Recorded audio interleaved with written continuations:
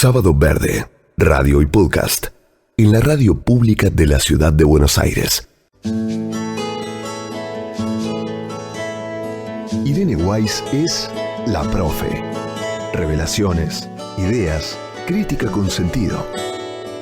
La ciencia y la investigación, más simple y más cerca.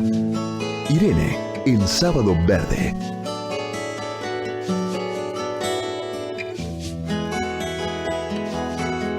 Las especies invasoras, es decir, la introducción de los seres vivos desde fuera de su área de distribución natural, representa, según la Unión Internacional de Conservación de la Naturaleza, la segunda causa de amenaza a la biodiversidad, después de la destrucción de los hábitats. Entonces, ¿qué son estas especies y dónde proliferan? Bueno, una especie exótica invasora es aquella que se introduce o se establece en un ecosistema y que es un agente de cambio porque amenaza la diversidad biológica nativa, ya sea por su comportamiento invasor o por el riesgo de contaminación genética. Entonces son, por lo tanto, plantas, animales u otros organismos vivos introducidos por medio de actividades humanas que causan daños sobre la biodiversidad, los servicios ecosistémicos y afectan el bienestar humano. Este deterioro permite diferenciarlas de las especies nativas o autóctonas, que son una mayoría, por supuesto, sin impactos negativos.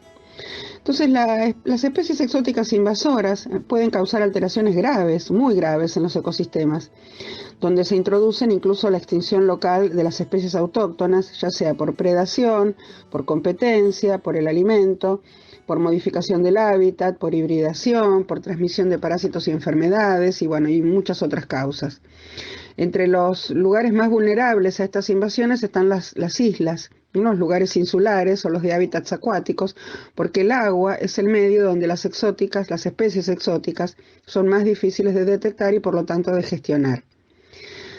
Ahora, yo les hablé recién de introducciones voluntarias, pero también puede haber introducciones involuntarias. Es decir, las voluntarias se hicieron hace tiempo por falta de conocimiento del impacto ambiental que podían provocar. Por eso se sancionaron leyes que las regularon o las prohibieron. Fue bastante común en nuestra región, con la llegada de los inmigrantes europeos a fines del siglo XIX, que como no sabían con qué se iban a encontrar, se trajeron el gajito de la planta que les gustaba o el animalito que pensaban reproducir para poder alimentarse. Pero también hay muchas involuntarias o accidentales, como las especies que viajan de polizontes, entre comillas, en los barcos, incluso en los aviones. De un modo u otro, el número de especies introducidas se fue realmente incrementando mucho, aumentó de forma notable a nivel global en los últimos decenios.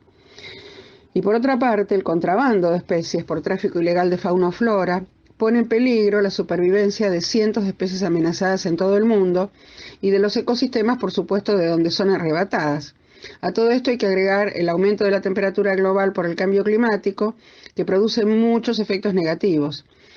Van a escuchar seguramente en este tiempo hablar de cambios en la distribución de las especies por eventos extremos, por ejemplo, tormentas más intensas, huracanes, olas de calor más fuertes, pérdida de hábitats, por ejemplo, por el derretimiento del hielo, desaparición de especies que no pueden adaptarse a las nuevas condiciones y también aparición de otras que, en cambio, pueden ocupar ese lugar porque se ven favorecidas por ese cambio, pero a la vez van a alterar la dinámica de los ecosistemas donde están introducidos. Entonces, se produce un desorden muy grande de cadenas y tramas tróficas, desorientan a los animales migradores se ven completamente desorientados por estos cambios de la temperatura. Después pueden aparecer la propagación de enfermedades tropicales hacia menores latitudes y también de refugiados ambientales, por ejemplo, sobre todo de localidades costeras y naciones insulares. Todos estos cambios que se están produciendo a nivel de las poblaciones también generan cambios a nivel de la fauna y la flora local hacia otros lugares. Entonces, en realidad, ahora se está empezando a hablar, pero hasta hace muy poquito, la verdad que casi no se hablaba del aumento de especies invasoras que entraban a los ecosistemas ajenos a su distribución natural. Pero, claro, empezaron a ver los expertos de todo el mundo y a coincidir en señalar que el cambio climático y las invasiones biológicas son procesos que se van a retroalimentando, lamentablemente, y representan en su conjunto una amenaza grave para la conservación de la biodiversidad global. El calentamiento de la atmósfera y de los océanos, junto con la proliferación de eventos extremos como inundaciones, sequías y olas de calor, provocan una nueva distribución espacial de los climas en la Tierra. Entonces, como consecuencia de esto, la expansión territorial de especies invasoras a las que el cambio climático favorece va cambiando también. En este contexto de variabilidad climática es donde las especies exóticas invasoras lograron extenderse con éxito gracias a su enorme y rápida capacidad de adaptación a nuevos hábitats con condiciones ambientales diferentes. Quienes mejor estudiaron de habla hispana estos cambios, en realidad, que se empezaron a producir, fueron los españoles, justamente, que están dándose cuenta en profundidad que este tema tiene muchas aristas y descubrieron que, por ejemplo, el mosquito tigre, la cotorra argentina, el mejillón cebra, el camalote, la uña de gato, la avispa asiática y el cangrejo americano son algunas de las más de 300 especies invasoras que en este momento están presentes en la península ibérica. Y esto está pasando en todo el mundo. O sea que la globalización también llegó para quedarse en los animales y plantas. Gracias, Irene, trayéndonos una vez más esos temas clave que hace falta comprender. Ayer estuve cerca de Parada Robles, que está un poco antes de llegar pasando Pilar.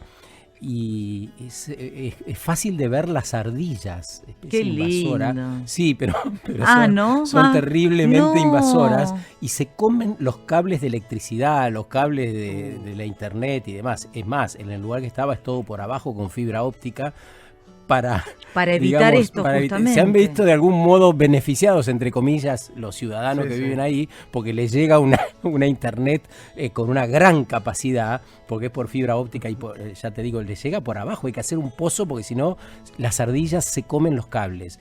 Hay en Escobar, hay un problema grandísimo en Luján con esto. Como bien dice Irene, hay miles de ejemplos en Argentina, ¿no?